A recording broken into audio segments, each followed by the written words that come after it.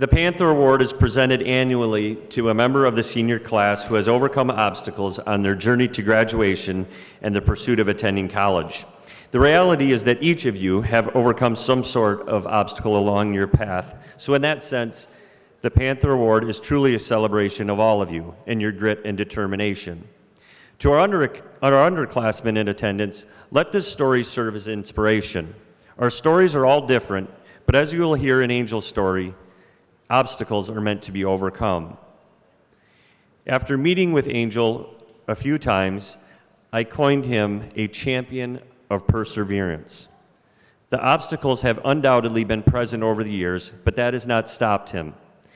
Angel was kind enough to give me a glimpse into his story. We will start when Angel was 8 years old.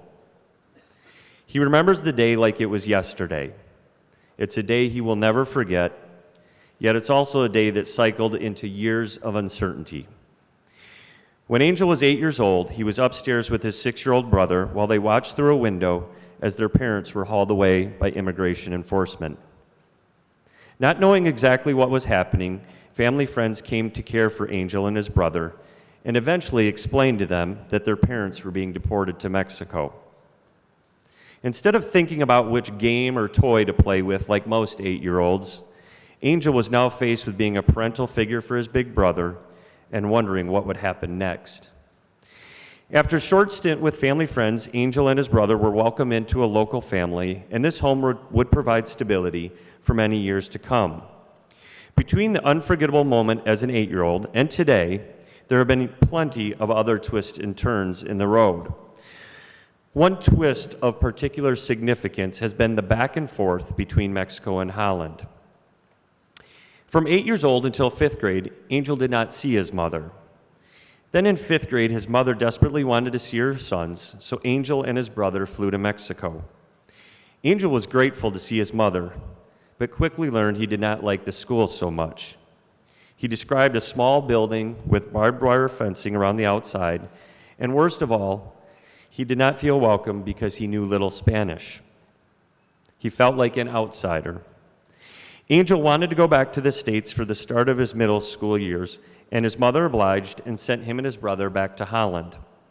This is when Angel found perhaps the greatest support ever at the Boys and Girls Club. It was a safe place, it had a family feel, and he started to build wonderful relationships. Things were going pretty well for another couple years. But once again, in 8th grade, he was sent back to Mexico to be with his mom. While Angel loves his mom dearly, he did not look forward to being back at the school in Mexico where he felt unwelcomed. Angel was definitely not happy this time. He avoided everything except for caring for his younger siblings. He consumed his time with video games until finally his mom agreed to let him return to Michigan in October of his freshman year. The family, which had always provided a home for Angel back here in Michigan, moved to Fenville. So now just getting to and from West Ottawa High School was a challenge. There was no way to get involved or stay truly connected to either the high school or the Boys and Girls Clubs, which were both his areas of support. This year flew by, felt like a blur, but all things considered, it went okay. Once again, Angel was told he was heading back to Mexico. Angel thought the plan was to arrive in Texas, and then him and his brother would get a ride to Mexico and be with their mother. It turned out when they landed in Texas, their mom had arranged for them to stay with a different family in Texas, not actually with her in Mexico. Angel was understandably unhappy, but he talked himself into staying positive and making the best of the situation. Still a freshman in high school credit-wise, Angel entered what he would call his lowest point. Before taking exams and finishing his school year like the rest of students, and most importantly, earning credits, Angel's mom beckoned for her sons to come back to Mexico. Upon arriving in Mexico, and already angry from being uprooted at such an inconvenient time, Angel was dealt another blow. He found out that the man he thought was his real father was not after all. Angel discovered that he had been lied to his entire life about the identity of his father. Rock bottom, all-time low, turning point, I guess you could say. Angel was angry. He was hurt. He was becoming a statistic.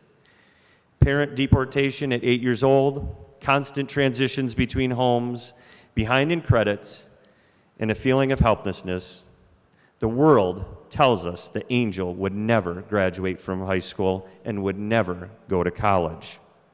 But a Navy SEAL YouTube video, a long train ride, the Northside Boys and Girls Club, and West Ottawa High School staff members such as Miss Wilkos, Mrs. McNitt, Mrs. Ottoman, and Mr. Taylor, and here we are today. Angel Verduzco was compelled by a Navy SEAL's video about treating each day like you're making your bed. Angel decided it was time to make his bed. He gained the courage, ran to his mother, and said, "I am going back to Michigan by myself." And he did. This included him driving for hours to Texas with an aunt, and then all by himself at 16 years old, getting on a train from El Paso, Texas to Chicago, Illinois, and then eventually finding a way back to Holland and here to West Ottawa High School. From there, thanks to the teachers and mentors, he recovered credits, got a job, applied for colleges, and is now standing here today. Angel has made his bed. He will graduate this Thursday after overcoming every obstacle that life has thrown his way, and will enroll at Western Michigan University in the fall. Thank you, Angel, for sharing your story and showing us that anything is possible through perseverance and hard work.